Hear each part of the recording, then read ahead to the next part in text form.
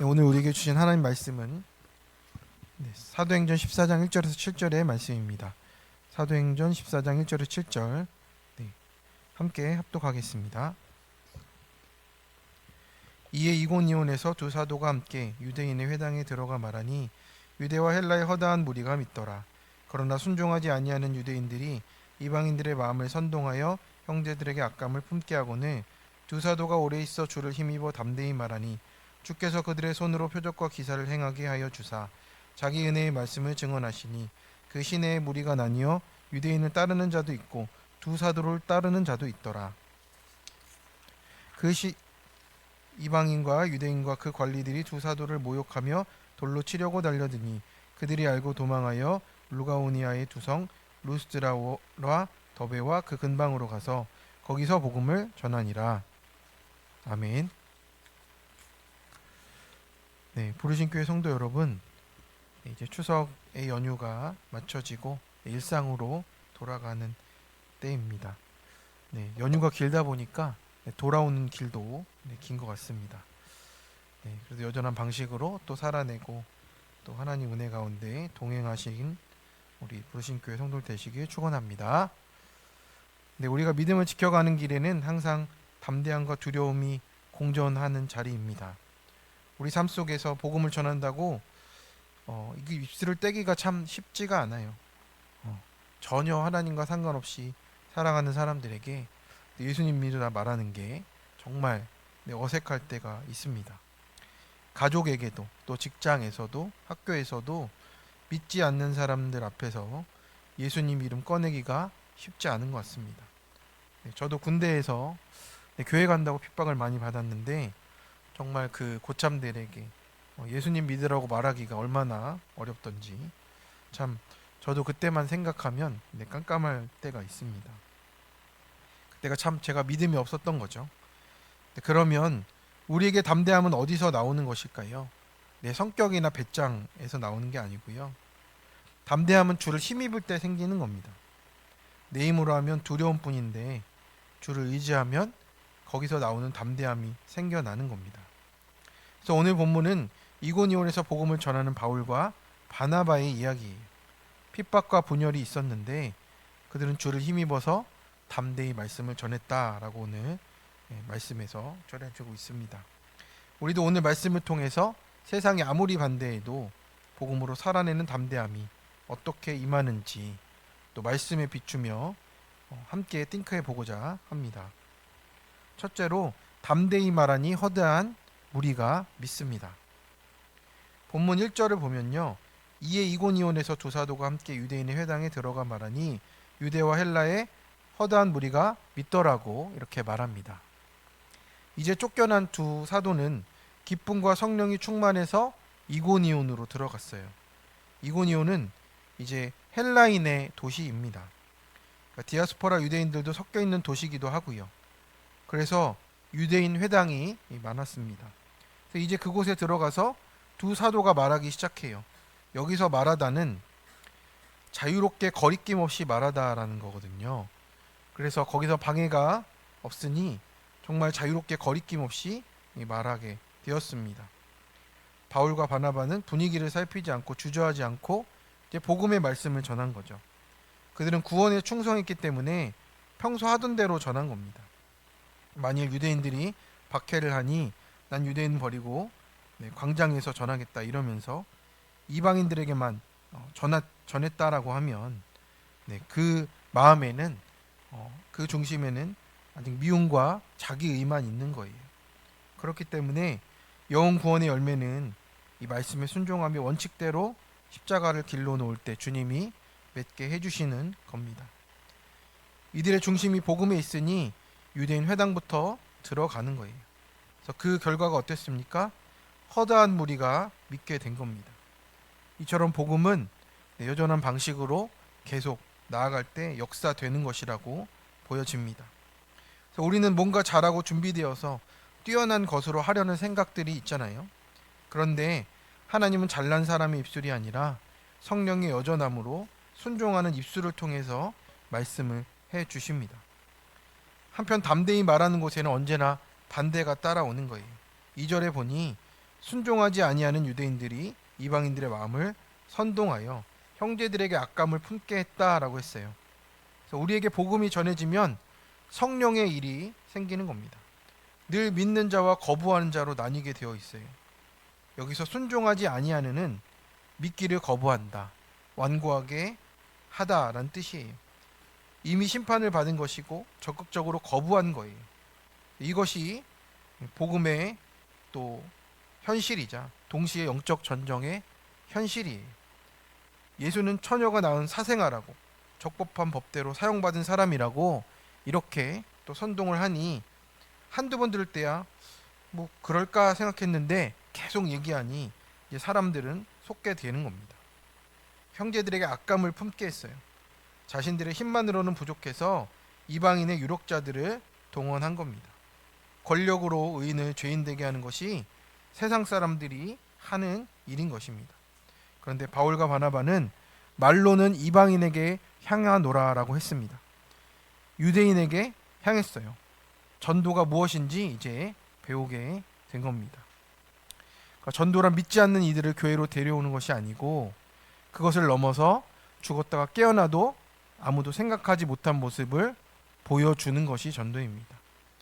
우리가 원수를 용서하라까지는 되는데 사랑하라까지는 잘 알지도 못하잖아요. 할 수도 없는 거고요.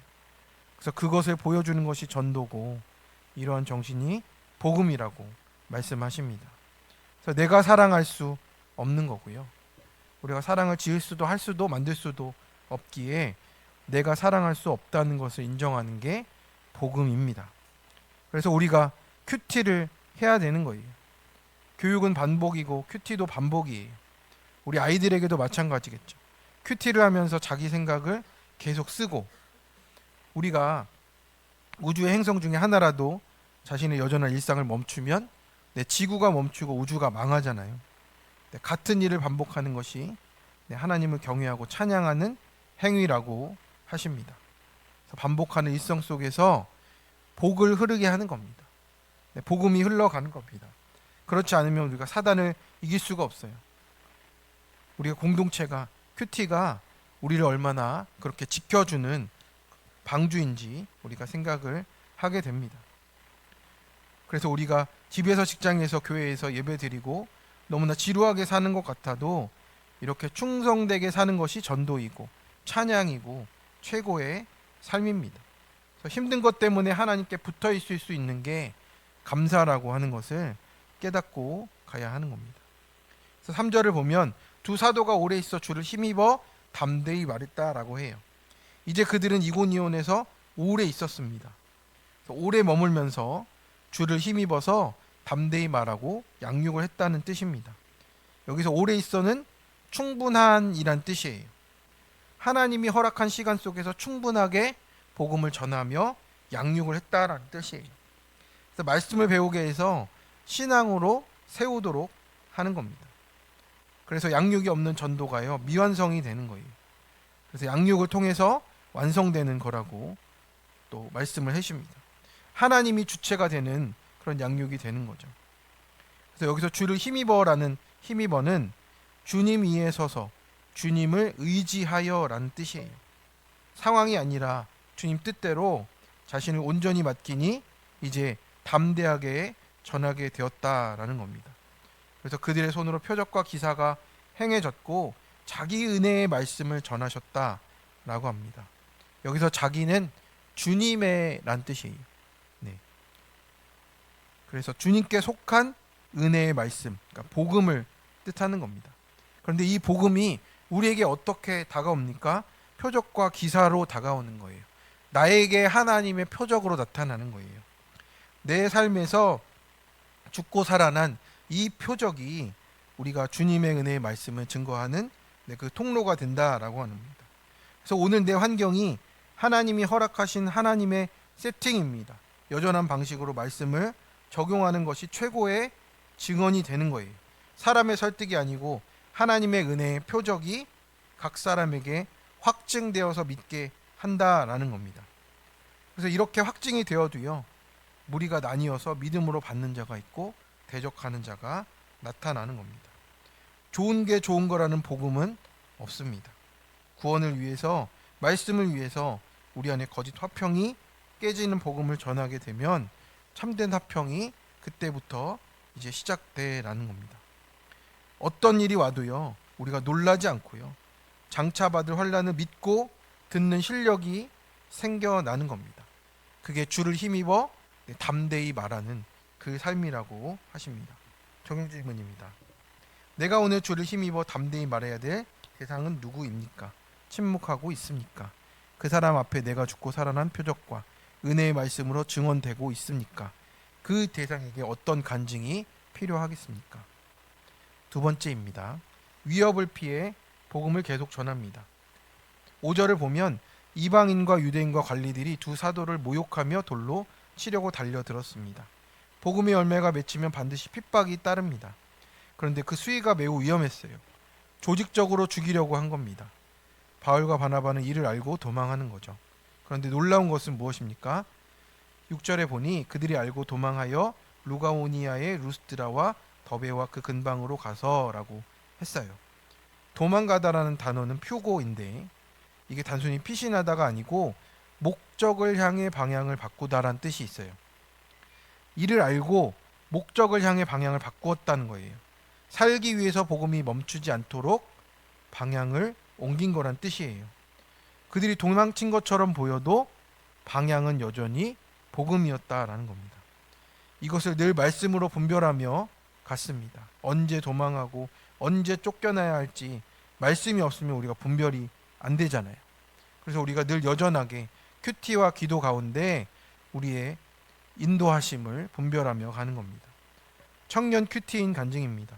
초등학생 때부터 저는 목사 안수를 받으시고 교회를 개척하신 아버지와 함께 한마음으로 교회를 섬겼습니다. 평생을 착하고 성실한 딸로 살아온 저는 피아노를 전공하여 과 수석으로 대학을 졸업했습니다. 제게 하나님은 선하고 좋은 길로 인도하시는 분이셨죠. 그러나 아버지가 암에 걸리신 사건이 왔고 새성전을 지은 후 코로나가 찾아왔고 혼기가 지나도 여전히 교제가 되지 않는 환경 가운데 저는 하나님을 원망했습니다. 스트레스가 심했는지 대상포진까지 걸렸습니다. 아버지께서 건강을 회복한 뒤 구속사의 말씀이 있는 한 교회에 목회자 세미나에 참석하신 후에 온 교인이 큐티인으로 큐티를 시작했습니다. 그리고 아버지는 작년에 저와 동생에게 구속사가 무엇인지 말씀이 있는 공동체가 무엇인지 배워오라 하시며 그 교회로 유학을 보냈습니다. 공동체에 점점 적응해가던 중에 참석한 신교제 학교에서 운동회에서 발등과 발가락이 골절되어 1년 동안 철심이 박힌 채 지내야 하는 육이 무너지는 사건이 왔습니다. 큐티를 해보아도 이 사건을 왜 허락하셨는지 해석되지 않았습니다. 그러다 하루는 단기 선교를 함께 가며 알게 된 형제가 병문안을 왔습니다. 간중에서 그 속사의 향기가 나는 그 형제에게 관심이 갔습니다.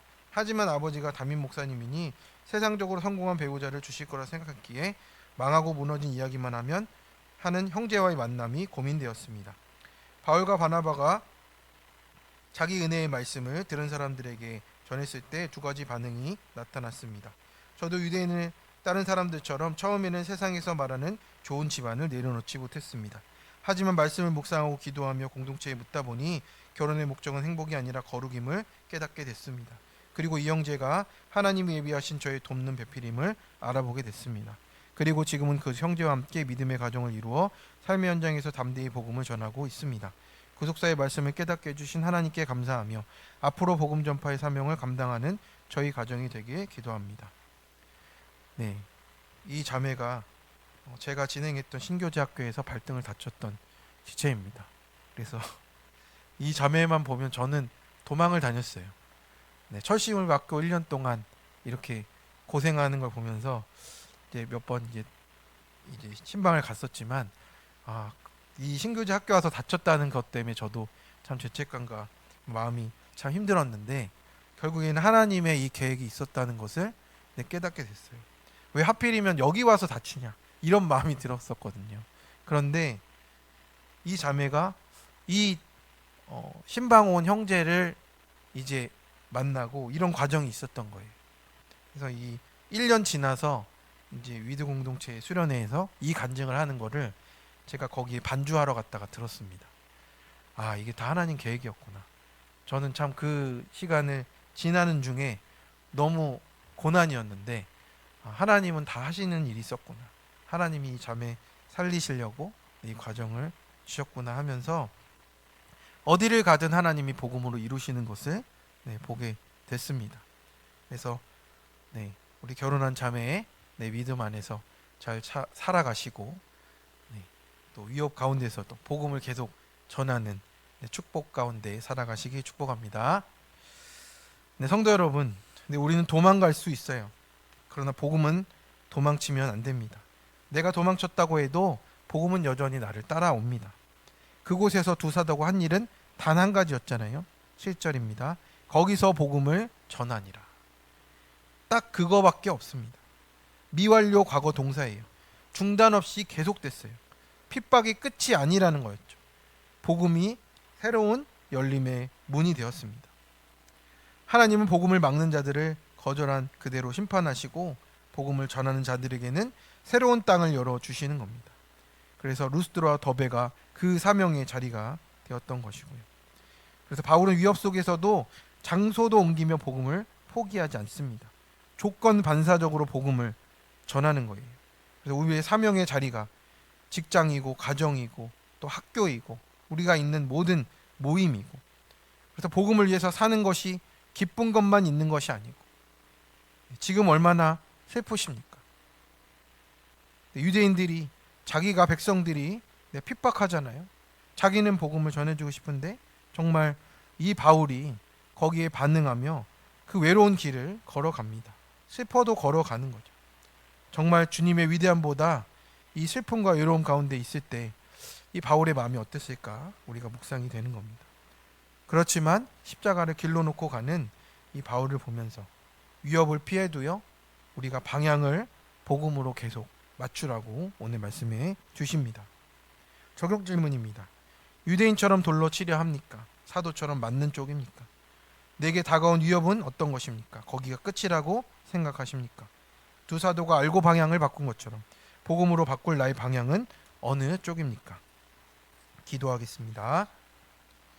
사랑과 은혜의 하나님 아버지, 오늘도 우리가 주를 힘입어 담대히 말하니 라는 말씀 앞에 서게 됩니다.